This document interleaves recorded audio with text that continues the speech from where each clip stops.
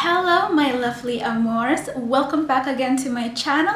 My name is Cindy. So for today's video, this is going to be specifically about the frequently asked questions that I receive all about love spells.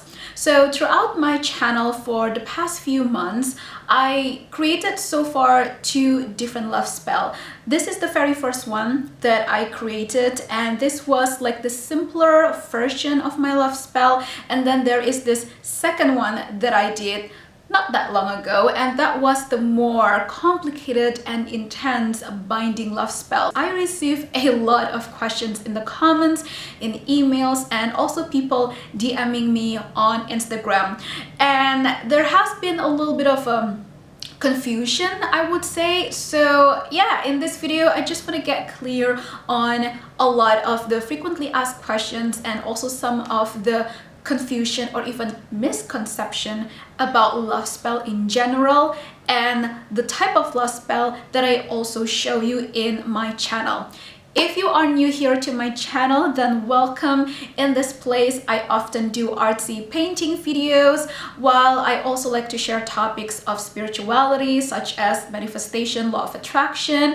I also love to talk about twin flame, soulmate, things like that, and with a little bit of magic as well, such as witchcraft. So if you are interested and if you haven't joined the family just yet, then don't forget to subscribe and also click that bell ring so you won't miss any notification for upcoming videos. And you can always follow me on my Instagram for daily posts on my IG stories, for sometimes I do tarot readings as well there, and more art as well. Okay, so before we begin to the question, I just would like, as always, put a disclaimer in any of my love spell video that the only way that you can really do love spell is that if you truly feel called to and that you are ready, okay? Because you do need to be aware of some things, and you also have to be prepared for, well, your own responsibility as well for doing that, so you just have to be prepared with some precautions as well. This is not something that you can just, okay, sure, I just want to play some games, I just want to have fun. So I just want to let you know that please only do spells, any type of spells or rituals, if you truly feel called to, if you feel that it resonates with your vibration, with your own perspective, with your own belief system as well. Don't try to force to do anything that you don't feel comfortable, or especially if you are still questioning about it. You have to be 100% sure that you are confident in doing this. And so at one point I got this one comment actually from somebody, and basically this person mentioned that I talk or that I explain too much in my love spell video, which made the video like pretty long, because my love spell video lasts about 20 to 30 minutes. And I just want to let you know that I explain the things that are important and necessary for you to know about this love spell. I would literally explain in details of all the things and the info and the knowledge that you should know about every step of the love spell. So for example, if I'm telling you that, hey, you should use 3 candles and you should use red candles, I will be explaining why you should be using only 3, not 4.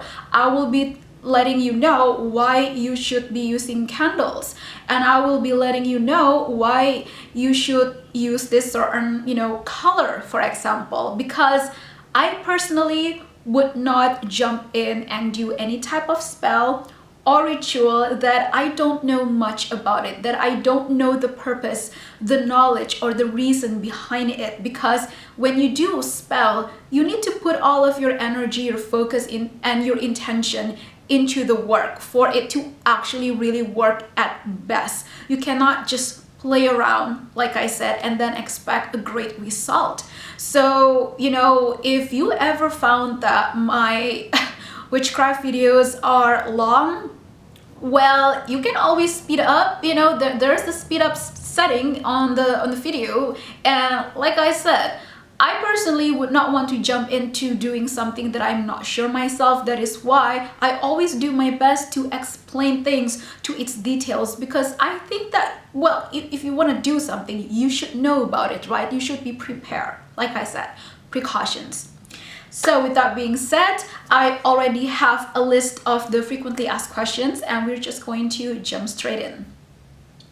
So the number one question that I receive quite often is, does this cause harm to the other person? Well, straight answer, no, of course not. And especially if you are asking about the love spell that I teach on my channel, you know, more like I just share, you know, I'm just sharing my video, I'm just sharing my knowledge. And of course not. If you're asking about me, the personal practice that I do, no. My love spell do not cause any mental, emotional, or physical harm to the other person.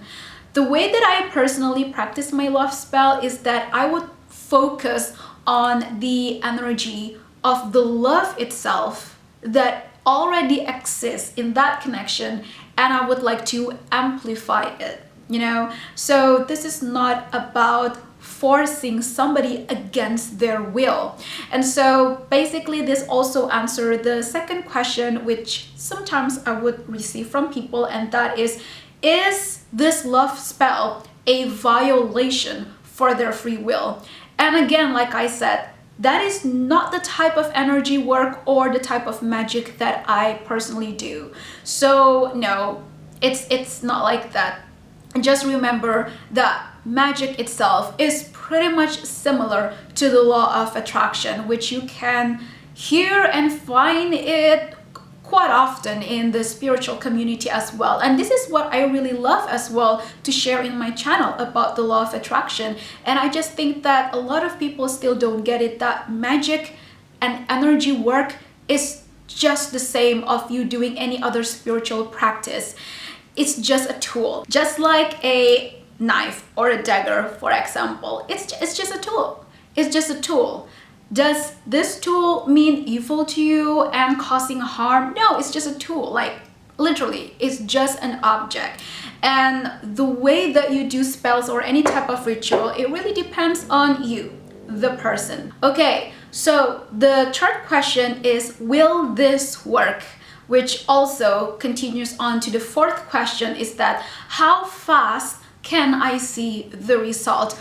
Well, will this work or not? Like I said, it also depends on your energy and on your intention as well.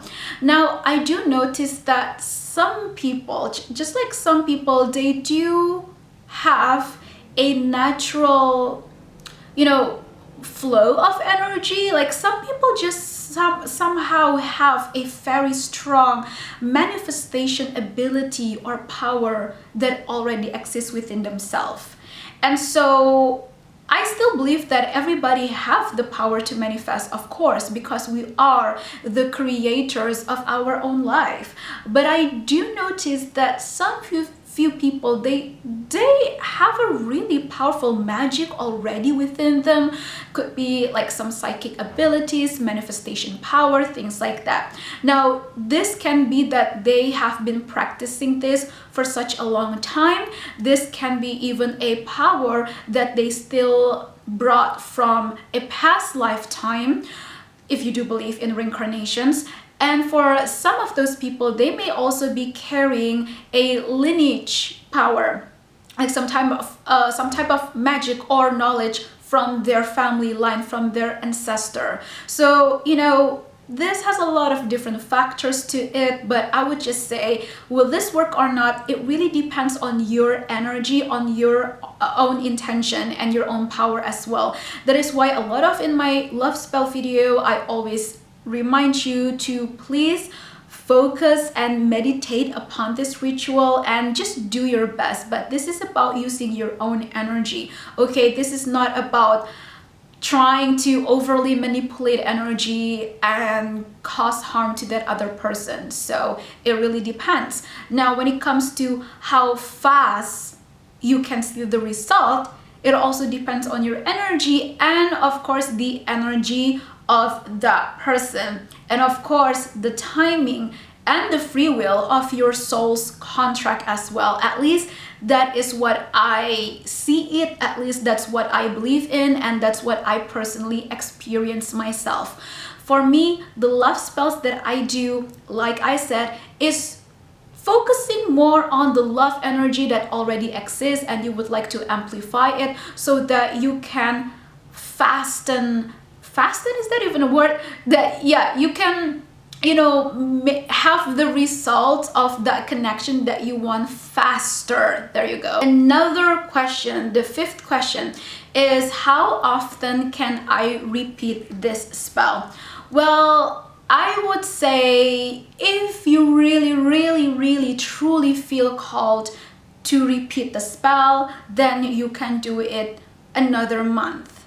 And I would suggest you to do this around the time of waxing moon towards full moon, okay? Because that is the energy of like amplifying and wanting to harvest that energy, and then finally, bam, the full moon is about this completion. So I would suggest for you to do your love spell, if you do feel called to work with the moon energy as well, around the waxing. Yeah, I always forgot between the waning and waxing. Yeah, that is correct. Between the waxing moon, which is the time where the moon is about to become the full moon. So around those times, you can do your love spell around those times. But how often you should do it, I would say, I would recommend you to do it only once.